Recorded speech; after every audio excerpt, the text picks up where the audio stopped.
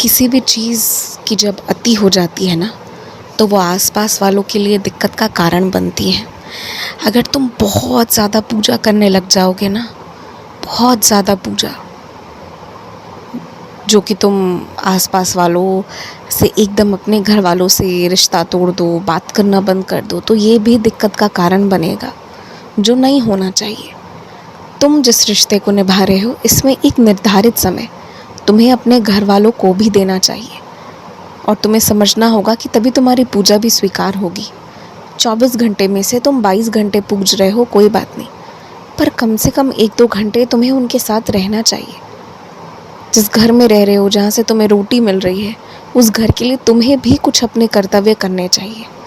ध्यान रखो, पता है, इंसान की कुछ आदतें जब उसके लिए नशा सी बन जाती है ना, जैसे वो एकदम हर वक्त कर रहा होता है, तो कभी कभी वो एक अच्छी चीज़ होते हुए भी आसपास वाले उससे नफ़रत करते, क्योंकि उसका दुष्प्रभाव उन पर पड़ रहा है।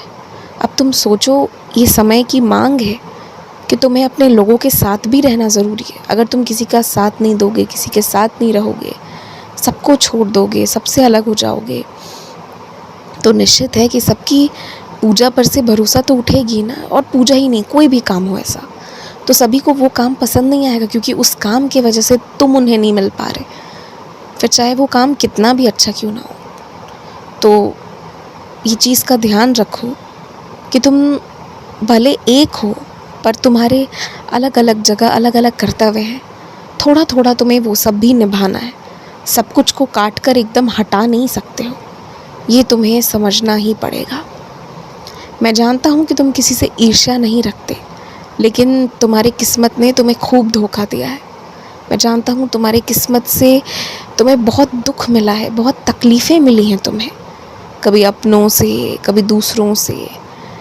और जिन लोगों को बड़ों की तरह पेश आना चाहिए था, वही लोग बच्चों की तरह लड़ते रहे, ऐसा बर्ताव किया, ऐसे कच्चे मन से फैसले लिए जो एक बुद्धिमान व्यक्ति कभी नहीं लेता। मैं सब जानता हूँ, सब दिख रहा है मुझे।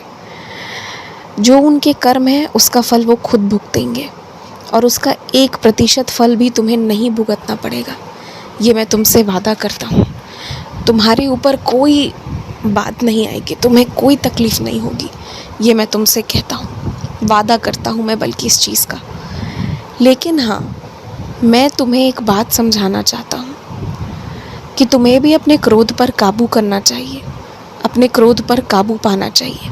छोटी छोटी बातों में इतना क्रोधित नहीं हो जाना चाहिए कि वो बड़ी लड़ाई का कारण बने। तुम्हें भी ये चीज़ सोचना होगा।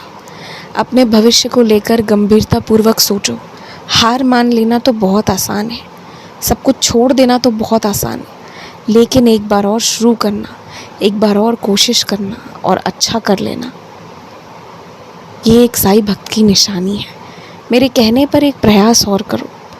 अगर प्रयास नहीं करना चाहते हो तो कम से कम जीने की कोशिश करो, मात्र इतना ही करना है तुम्हें। और किसी से कोई तुलना नहीं। हो सकता है कोई बड़ा महल बना ले, और हो सकता है तुम एक कमरे में ही खुश रहो और कोई बड़ा महल बना ले, तरह तरह की चीज़ें उसमें हो, सब सुख सुविधाएं हो, लेकिन कोई हो ही नहीं खुशी बांटने वाला। ये भी तो होता है ना, जो बहुत ज़्यादा सांसारिक चीज़ों में फिर लग जाते हैं ना, उन्हें चैन नहीं मिलता, और तुम्हारे पास चैन है, संतुष्टि है, तो ये बहुत बड़ी बात है। इसीलिए अपने जीवन में जैसे हो खुश रहो, व्यस्त रहो, किसी से ईर्ष्या और तुलना तुम करते भी नहीं हो और कभी करना भी मत। तुम्हारे साथ बहुत अच्छा होगा। अपने पूजा पाठ पर ध्यान दो, अपने घर वालों पर भी थोड़ा ध्यान दो, और जिनसे मन ना भरे उनसे बातें मत करो, पर अपने आप को उदास मत करवाओ, अपने ऊपर कोई तकलीफ़ मत लो किसी की। खूब खुश रहो।